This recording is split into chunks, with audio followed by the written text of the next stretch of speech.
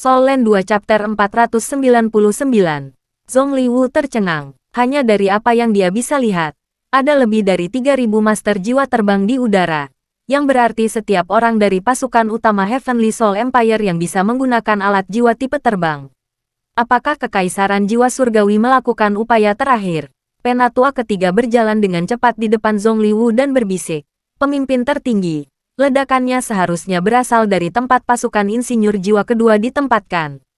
Menilai dari seberapa kuat ledakan itu dan kekuatan jiwa melayang-layang di udara, itu sangat mungkin berasal dari peluru meriam jiwa yang diam.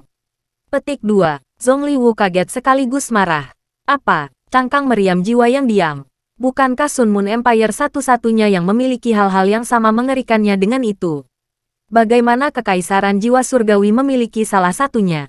Bahkan jika mereka melakukannya, bagaimana mereka menembaknya ke kamp kami? Apa yang terjadi dengan alat jiwa pengintai kita? Petik 2. Tentu saja, tidak ada penguasa roh jahat di sebelahnya yang bisa menjawab pertanyaannya. Guo Yuhao berdiri di antara tuan-tuan roh jahat lainnya seperti Namong Wan, tetapi perhatiannya terpusat sepenuhnya pada Tang Ya. Dia sedang menunggu kesempatan, dan kesempatan ini perlahan terbentuk setelah ledakan besar, yang bersama dengan serangan Kekaisaran Jiwa Surgawi, tampak seperti serangan habis-habisan telah dimulai. Reaksi Kekaisaran Sun Moon cepat. Meskipun ledakan itu membuat semua orang lengah, seluruh kamp mulai bergerak bahkan ketika badai logam menimbulkan kekacauan. Perintah diberikan satu demi satu, dan Lin Hai, yang merupakan marsal, sudah memasuki tenda komando, dan memimpin pasukannya. Keempat front alat jiwa lainnya tidak terpengaruh oleh gempa susulan atau riak. Mereka mengaktifkan formasi pertahanan terkait mereka, dan mereka juga mulai mengisi alat jiwa ofensif terkait mereka untuk mempersiapkan pertempuran. Kembali ketika Kekaisaran Sun Moon membangun markas mereka di tempat ini, mereka telah dipersiapkan untuk pertempuran yang panjang dan berlarut-larut. Mereka telah berkemah beberapa lusin kilometer dari kota roh surgawi. Hanya ada beberapa peluru meriam jiwa stasioner khusus yang bisa mencapai sejauh itu. Oleh karena itu, bahkan formasi ofensif mereka yang terhubung tidak dapat melintasi jarak itu. Mereka harus menunggu individu kuat Kekaisaran Jiwa Surgawi datang dalam jangkauan sebelum mereka bisa membalas. Seorang utusan dengan cepat berlari dan mengumumkan, "Tutor Kekaisaran, Komandan Lin Hai mengundang Anda untuk membahas hal-hal di tenda komandan." Zhongli Wu mengangguk dan berkata, "Tolong ikuti saya, Bakti. Semua orang akan tetap di sini. Jangan pergi kecuali benar-benar diperlukan." Petik 2. Iya, kelompok Tuan Roh Jahat membungkuk dalam pengakuan. Zhongli Wu membawa 6 konsekrasi, termasuk Scorpion Tiger Douluo, dan berjalan cepat menuju tenda komando. Semua penguasa roh jahat lainnya tetap tertinggal, termasuk Tang Ya. Guo Yuhao menghela nafas lega ketika melihat Zhongli Wu tidak membawa Tang Ya pergi. Dia bisa melihat kesempatannya datang. Ada lebih dari 30 penguasa jiwa jahat yang tersisa. Ada 4 Douluo berjudul dalam grup ini, termasuk Guo Yuhao, yang menyamar sebagai Masquerade Douluo, Namong Wan, Penatua ketiga, dan Penatua keempat. Itu berarti musuh mereka yang sebenarnya hanyalah Penatua ketiga dan keempat. Tang Ya mungkin yang terkuat dari tuan-tuan roh jahat lainnya. Meskipun ada beberapa Soul Douluo, jumlahnya sedikit. Teriakan perang yang memekakkan telinga dapat terdengar di langit di atas Heavenly Spirit City. Seperti tidak ada banyak penguasa jiwa yang bergerak di langit. Sepertinya pasukan mereka juga mendorong maju ke tanah. Kekaisaran Matahari Bulan tidak dapat memahami mengapa Kekaisaran Jiwa Surgawi memilih untuk melancarkan serangan di malam hari. Karena malam hari tidak menguntungkan bagi prajurit mereka. Selanjutnya, Kekaisaran Sun Moon memiliki beberapa front alat jiwa di tempat. Dan dengan seberapa kuat mereka, bahkan Titlet Douluo akan menuju kematian tertentu jika mereka menuntut mereka. Kekaisaran Jiwa Surgawi harus membayar dengan terlalu banyak nyawa tanpa perlindungan kota roh surgawi untuk menjangkau mereka. Namun, Kekaisaran Sun Moon tidak berani meremehkan musuh mereka, bahkan jika itu yang terjadi. Ledakan besar di kamp Legiun Insinyur Jiwa kedua sudah cukup untuk mengejutkan semua orang. Jika Kekaisaran Jiwa Surgawi bisa melakukan itu, apalagi yang bisa mereka lakukan? Guo Yuhao menunjuk Namong Wan dengan matanya, dan Namong Wan mengangguk padanya dengan lembut. Tidak ada yang tahu apa ledakan besar itu, tetapi Namong Wan samar-samar bisa menebaknya. Satu-satunya hal yang tidak dia mengerti adalah bagaimana tepatnya Huo Yuhao berhasil menempatkan peluru meriam jiwa yang tidak bergerak ke dalam kam Legiun Insinyur Jiwa kedua. Seutas kekuatan spiritual melayang ke Huo Yuhao dan terintegrasi ke dalam tubuh ini. Kekuatan spiritual tidak berbentuk, dan dia tidak takut ada orang yang menemukannya sama sekali. Dia menarik utas itu, dan bisa merasakan semangatnya meremajakan. Kubah pertahanan yang terhubung telah membantunya, karena avatar rohaninya baru saja naik ke langit cukup sebelum badai pemusnahan meledak. Guonu telah memerintahkan aktivasi kubah pertahanan yang terkait, yang memblokir ledakan pertama ledakan, dan memberi avatar spiritual Huo Yuhao kesempatan untuk melarikan diri dan kembali. Kakak kedua, biarkan aku kembali dan mendapatkan sesuatu. Saya akan segera kembali, kata Huo Yuhao kepada Nang Mongwan. Nang Mongwan mengangguk dan berkata, pergilah, kembali sesegera mungkin. Ya, Huo Yuhao mengakui sebelum dia menuju tendanya sendiri. Keempat sesepuh mengambil alih kelompok ini. Meskipun Zhongli Wu baru saja memerintahkan mereka untuk tetap di sini, dia tidak mengatakan bahwa mereka benar-benar tidak bisa pergi. Maskuret Douluo adalah penatua, jadi tidak ada yang menghentikannya. Hubungan antara penatua berbeda dari hubungan antara konsekrasi. Ada tuan-tuan roh jahat di antara konsekrasi, dan tuan-tuan jiwa asing yang kuat. Meskipun mereka memiliki status yang sangat tinggi, hubungan mereka satu sama lain tidak intim sama sekali. Para sesepuh berbeda, karena mereka hampir tumbuh bersama di Gereja Roh Kudus, dan telah bersama selama beberapa dekade sekarang, beberapa bahkan lebih dari 1 abad. Mereka memiliki hubungan yang baik satu sama lain. Maskuret Douluo tidak cukup masuk ke dalam kelompok, tetapi dia masih cukup ramah dengan sesepuh lainnya. Karena itu, penatua ketiga dan penatua keempat tidak berbicara menentangnya. Huo Yuhao dengan cepat bergerak menuju tendanya, dan kembali dalam sekejap mata. Nang Mongwan meliriknya dan mengangguk dengan lembut, tetapi tidak ada yang memperhatikan mereka.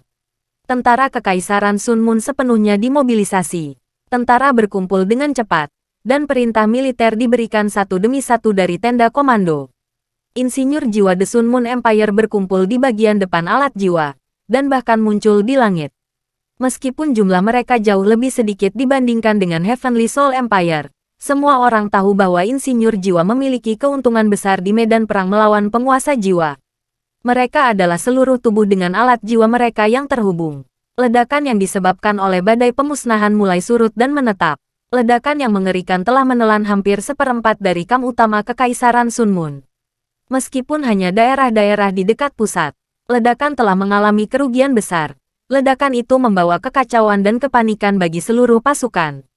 Tenda komando harus mengarahkan dan mempersiapkan pasukan mereka untuk bertahan melawan musuh-musuh mereka. Dan mereka juga harus menghibur tentara mereka dan merawat yang terluka pada saat yang sama. Seluruh perkemahan Sun Moon Empire tampak berantakan. Penatua ketiga mengerutkan kening dan bertanya-tanya. Itu aneh, mengapa peluru meriam jiwa yang diam meledak di kemah kita sendiri?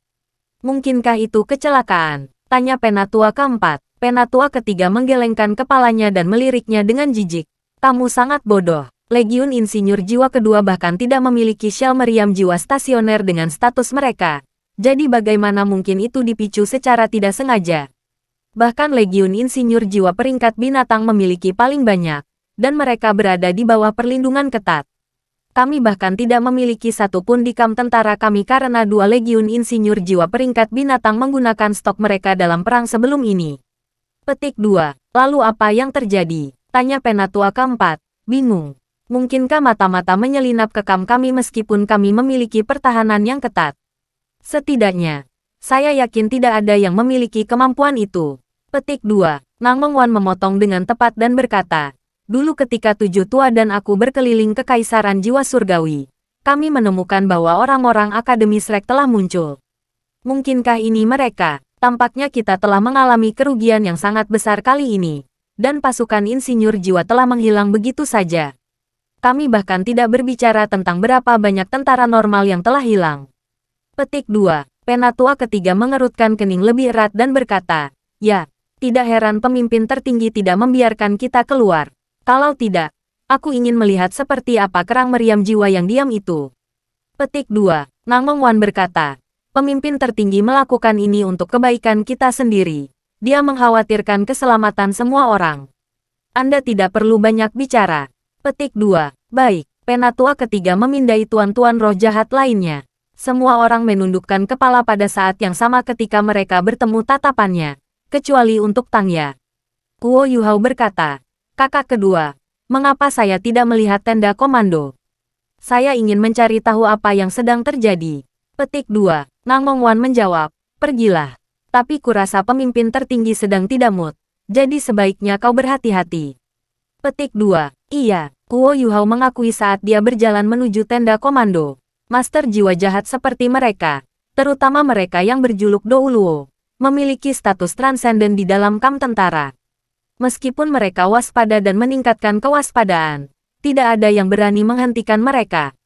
Penatua ketiga menyaksikan Huo Yuhao pergi, dan dia tidak bisa tidak berkomentar. Masquerade telah menjadi jauh lebih normal selama beberapa hari terakhir. Saya pikir bersamanya jauh lebih nyaman daripada sebelumnya. Saya mendengar bahwa dia belum menghancurkan gadis-gadis setelah pemimpin tertinggi mencaci dia pada hari itu. Petik 2. Nang Mongwan terkekeh dan berkata, mungkin dia takut pemimpin tertinggi akan menghukumnya. Penatua ketiga mendengus dan berkata, dia tahu bagaimana harus takut. Ini bukan pertama atau kedua kalinya pemimpin tertinggi mencaci makinya karena kebiasaan buruknya itu. Sepertinya dia telah menjanjikan sesuatu padanya kali ini. Apakah kamu tahu apa itu, saudara kedua? Petik 2. Nang Mongwan menggelengkan kepalanya dan berkata, itu, saya tidak tahu. Anda harus bertanya kepadanya atau pemimpin tertinggi jika Anda ingin tahu. Menjadi lebih normal adalah hal yang baik. Petik 2. Penatua keempat terkekeh dan berkata, ya, orang itu adalah yang paling tidak normal di antara kita. Saudara, dia selalu hidup di dunianya sendiri. Jadi menjadi lebih normal adalah hal yang baik. Kita bisa melakukan apa saja jika kita saudara bersatu. Petik 2. Saat dia berbicara dengan geli, Penatua ketiga tiba-tiba mengerutkan kening dan berkomentar, mengapa saya merasa agak dingin? Apakah cuacanya juga berubah? Petik 2. Nang Mongwan menatapnya dengan ragu dan berkata, apakah kamu mulai tua? Bagaimana perasaanmu dingin? Kenapa aku tidak merasa kedinginan? Petik 2. Ledakan. Tidak ada peringatan sama sekali ketika tubuh Nang Mongwan tiba-tiba membeku, dan dia diledakkan ke depan seperti bola meriam. Dia menabrak 4 atau 5 tuan roh jahat yang relatif lebih lemah ketika dia terbang dan mengirim mereka terbang. Masing-masing dari mereka menangis kesakitan saat darah memuntahkan dari mulut mereka. Tubuh mereka semua terpelintir akibat tabrakan, dan mereka sepertinya tidak bisa hidup melalui itu. Saudara kedua, baik Elder ketiga dan Elder keempat tercengang. Perubahan terjadi terlalu tiba-tiba. Bayangan hijau buram muncul hampir secara instan di samping Penatua ketiga, dan aura yang sangat tajam turun padanya. Penatua ketiga terkejut, tertangkap basah.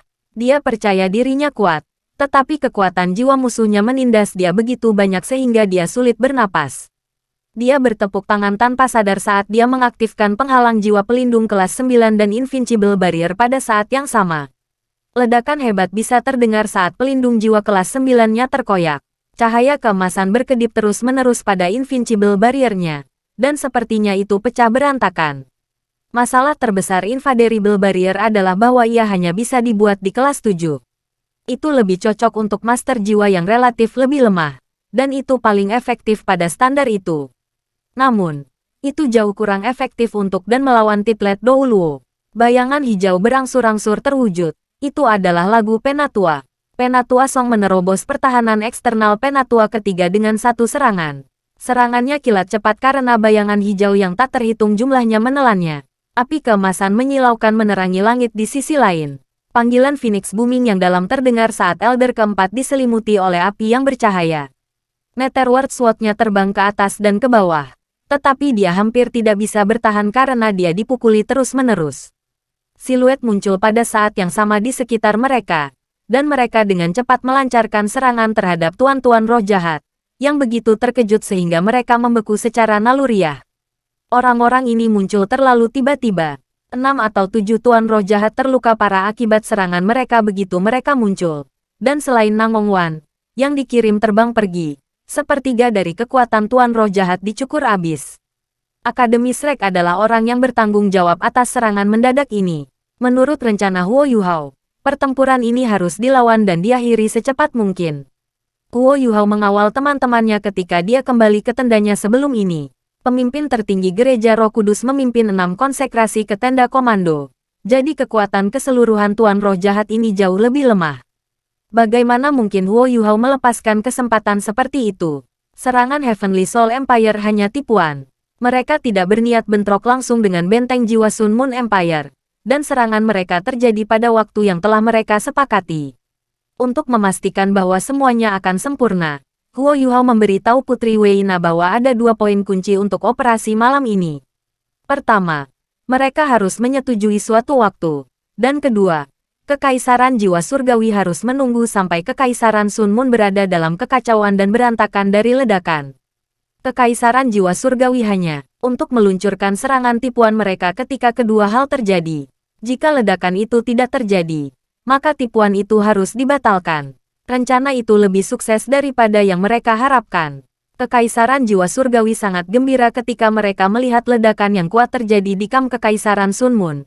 Dan beberapa perwira senior bahkan percaya bahwa Kekaisaran Jiwa Surgawi harus mengambil kesempatan ini untuk meluncurkan serangan habis-habisan. Namun, ide ini ditolak oleh atasan lainnya.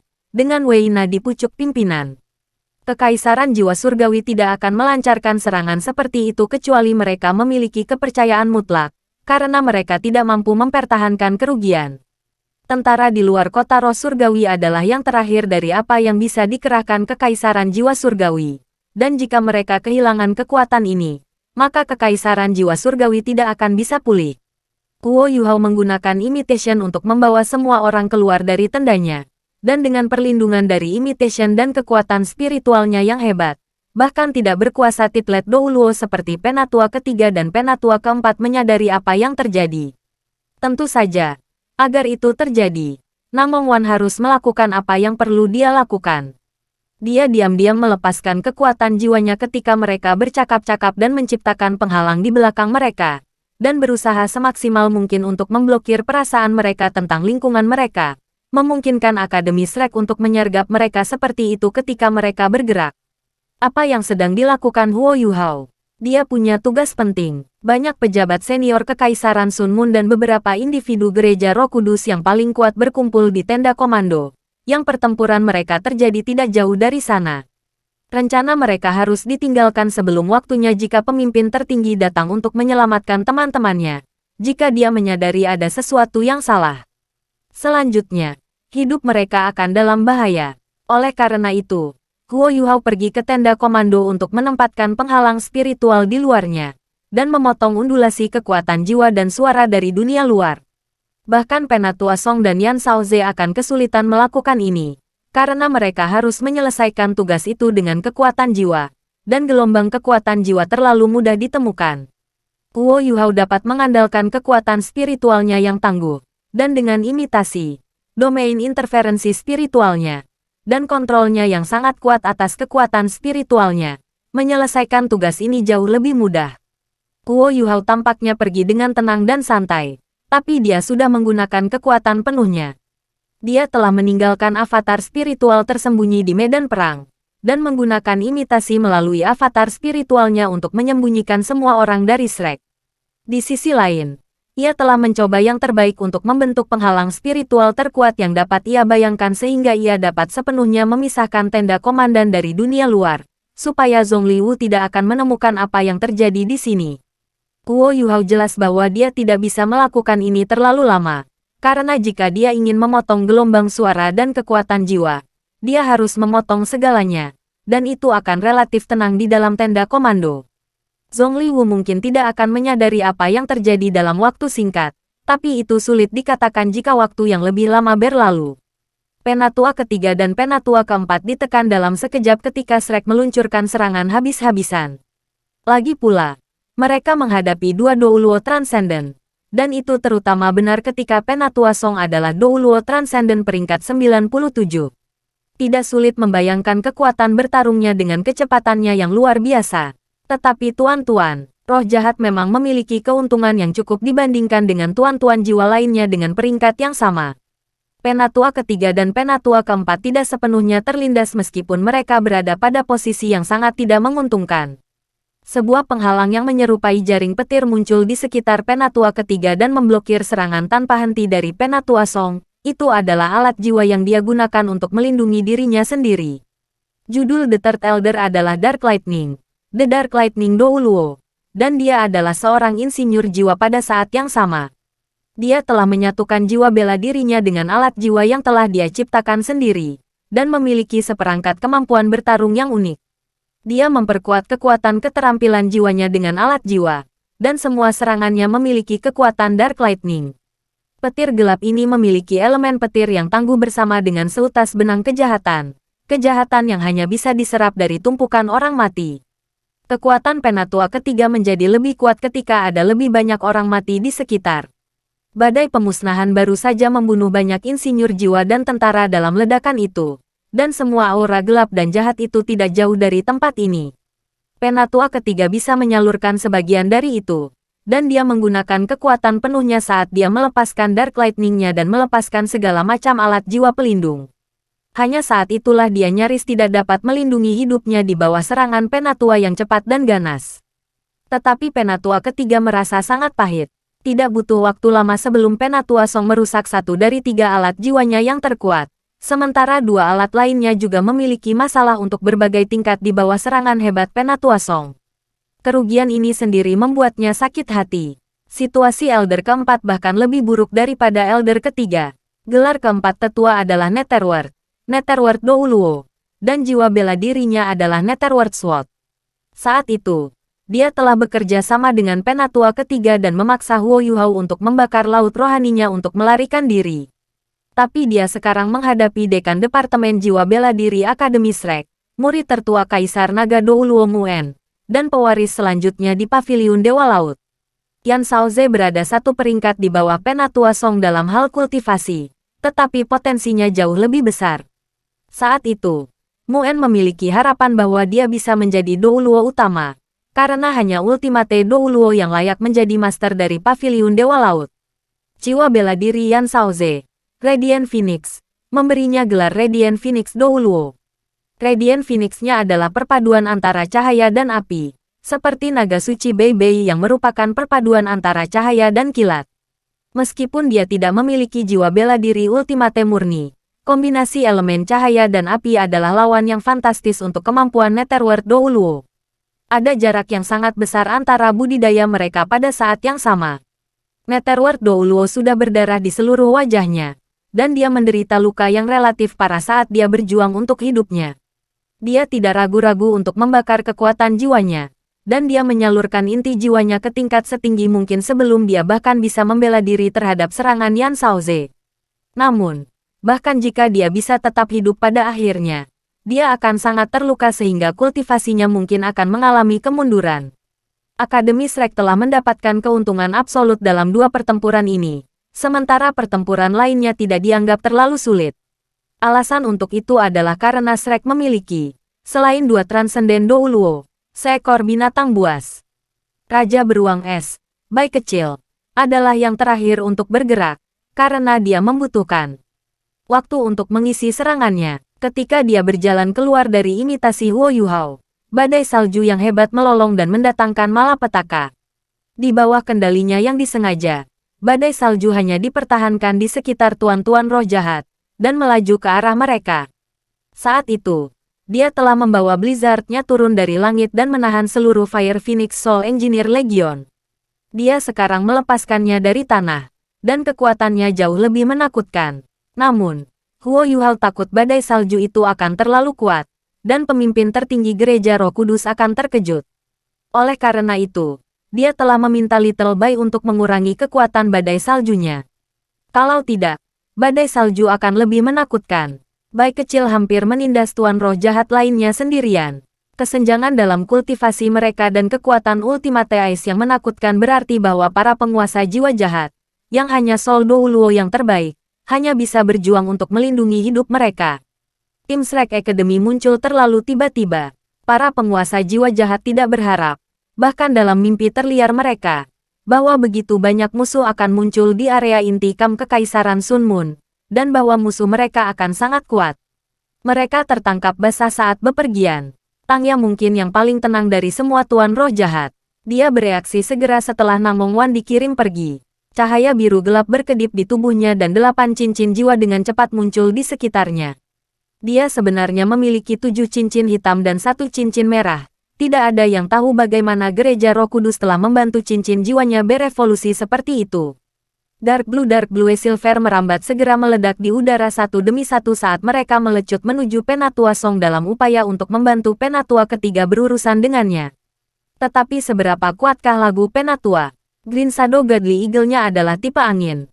Dan Dark Blue Silver Finesse Tangya diiris potong oleh bilah angin tak berbentuk sebelum mereka datang terlalu dekat dengannya. Tangya tidak mungkin menyakitinya bahkan jika Penatua Song tidak menargetkannya. Sama seperti Tangya hendak melepaskan keterampilan jiwanya yang paling kuat, dia tiba-tiba melihat seseorang muncul di depannya. Seluruh tubuh orang ini berkedip-kedip dengan kilat, seorang pria yang penuh gairah dan emosi.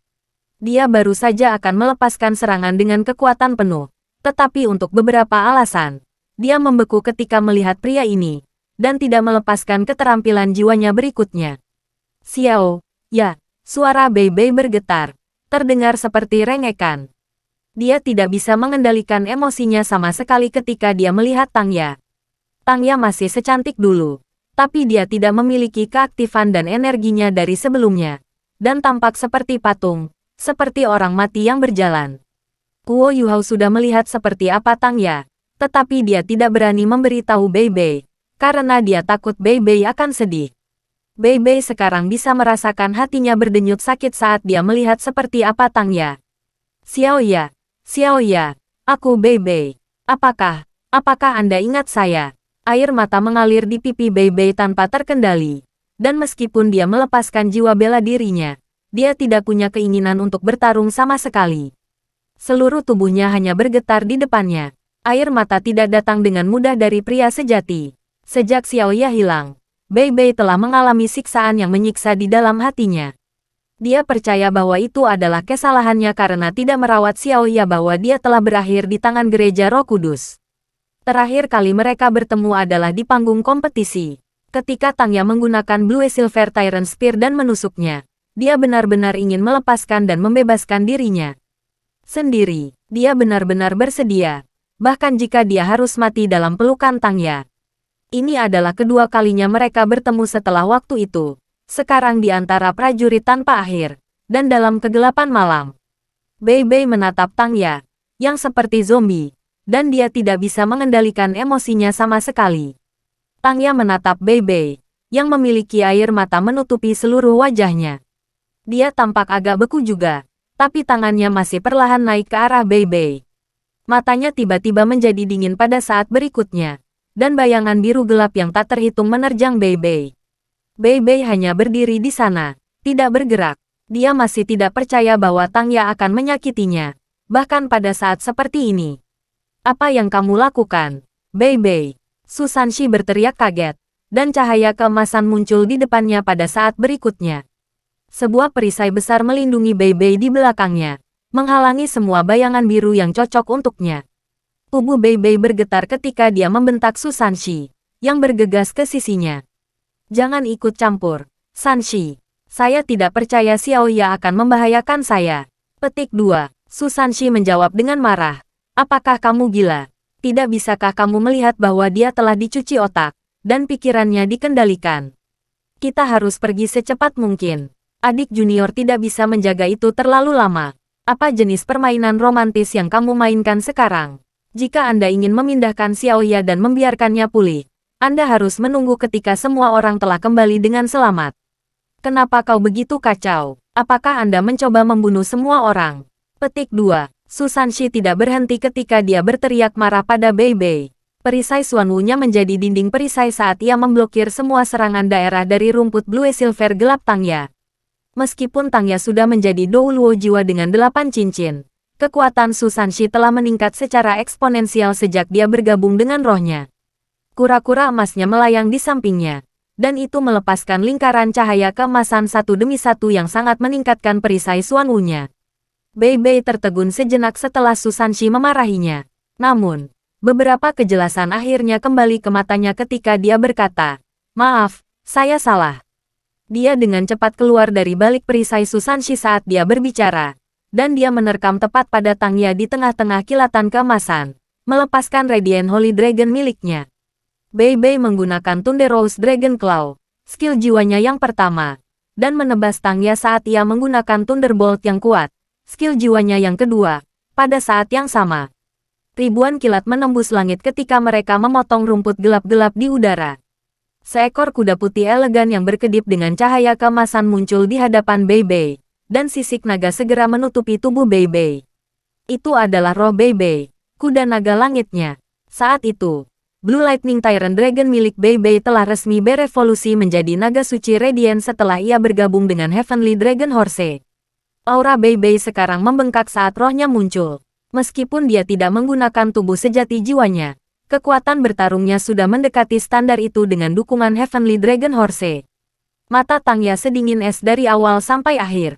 Dia mengangkat tangannya dan meraih dengan tangan kirinya di udara saat Blue Silver Tyrant Spear-nya berangsur-angsur terbentuk. Dia mendorong dengan tangan kanannya ke arah Bei Bei, dan jaring hitam kebiruan yang besar terbuka. Itu memblokir Thunder Rose Dragon Claw-nya sebelum meraihnya. Jaring itu menjadi lebih besar dan lebih besar saat terbang. Dan itu bisa bertahan melawan petir Bei Bei yang berseri-seri. Bei Bei menginjak kaki kanannya dengan keras di tanah saat kilat di tubuhnya berkembang. Itu adalah skill jiwa ketiganya, Thunder Rose Fury. Lingkaran cahaya keemasan dilepaskan di bawah kakinya pada saat berikutnya. Dia menggunakan Realm Quick Naga Kaisar, dan auranya naik sangat cepat ke tingkat yang sangat menakutkan. Ini adalah alasan mengapa Bei Bei tidak menggunakan tubuh jiwanya yang sebenarnya. Kekuatan bertarungnya akan lebih kuat jika dia berada di tubuh jiwanya yang sebenarnya. Tetapi Realm Quick Kaisar Naganya hanya bisa digunakan pada kekuatan penuhnya dengan pecah setan Kaisar Naga. Tubuh jiwanya yang sebenarnya tidak memiliki kendali yang begitu halus. Dan pada dasarnya, dia masih takut bahwa dia akan menyakiti Tangya. Sepasang cakar naga besar naik saat mereka menebas jaring yang sangat besar. Jaring besar itu jatuh dan menutup ketika menjebaknya di dalam. Bei Bei memperbaiki pandangannya saat dia berteriak, dan merobek sisinya dengan kejam. Dia menyadari ketika dia merobek bahwa jaring itu sangat kental dan tangguh pada saat yang sama, dan dia tidak bisa merobek jaring ini bahkan dengan kekuatannya. Selain itu, ada banyak paku hitam kebiruan di web ini, yang melepaskan energi kegelapan yang sangat murni yang mencoba untuk masuk ke tubuhnya. Bei Bei akan terluka saat dia menebas paku-paku itu jika bukan karena sisik Radiant Holy Dragon-nya yang melindunginya. Tapi Bei Bei adalah sage jiwa yang kuat. Setelah semua, dengan Heavenly Dragon Horse-nya mendukungnya, ia menggunakan Dragon Emperor Demonic Rupture sebagai tembakan cahaya emas yang menyilaukan ke udara. Energi cahaya yang intens memberi jalan pada kekuatan murni saat jaring besar itu terbelah menjadi dua. Saat dia melemparkan kedua potongan itu, mereka dilemparkan ke arah dua tuan roh jahat di kejauhan. Namun, Bei Bei dapat dengan jelas merasakan kulit kepalanya mati rasa pada saat ini. Blue Silver Tangya, Tyrant Spear, telah terbentuk, dan ujung tombak itu menunjuk ke arahnya. Dia dalam posisi seperti dia akan membuangnya. Pada saat ini, Tangya adalah satu-satunya orang yang Bei Bei bisa lihat. Dia masih bisa mengingat dengan jelas. Kembali di panggung kompetisi, Tangya telah menggunakan Blue Silver Tyrant Spear untuk menusuknya. Dia tidak mengelak terakhir kali, dan dia telah menggunakan darahnya yang hangat dan bergairah untuk memenuhi serangan Tangya. Dia ingin Tangya merasakan cinta yang dia miliki untuknya dalam darahnya.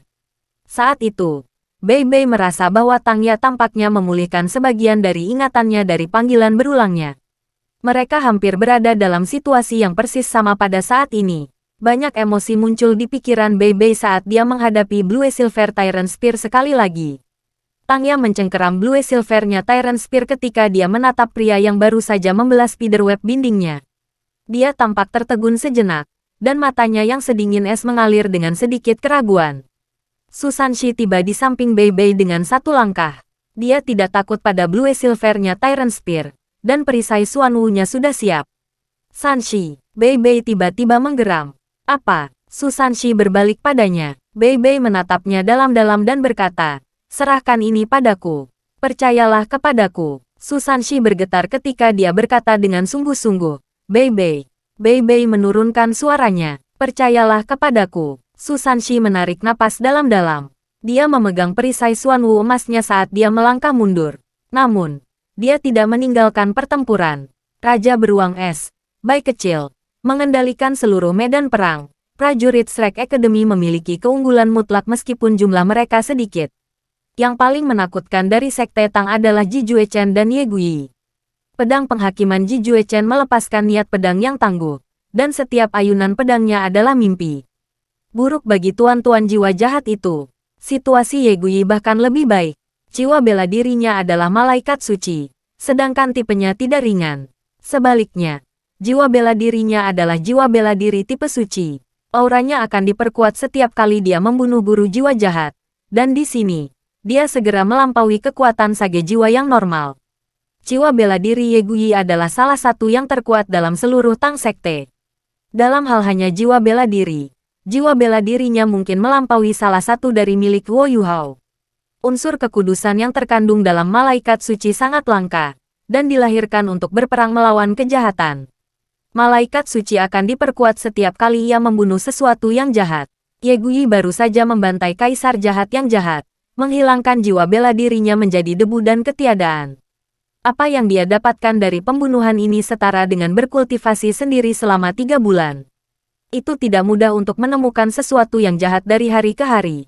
Tetapi Gereja Roh Kudus adalah lawan yang paling cocok untuk Ye Guyi untuk memperkuat dirinya. Lebih jauh lagi, hampir setiap kemampuan Master Roh Jahat akan dilawan di hadapan malaikat sucinya. Elemen cahaya bisa melawan kejahatan, tapi itu tidak sekuat itu. Para penguasa jiwa jahat telah menyelidiki cara menangani unsur cahaya selama bertahun-tahun, dan mereka memiliki seperangkat metode mereka sendiri. Namun, tidak banyak yang bisa mereka lakukan terhadap unsur kekudusan. Kekudusan adalah lawan alami bagi mereka, dan kekudusan selalu mengalahkan kejahatan. Jadi itu adalah urusan sepihak. Alasan mengapa unsur kekudusan begitu kuat adalah karena ia hampir tidak memiliki musuh alami. Sementara itu bisa melawan semua kejahatan dan kegelapan.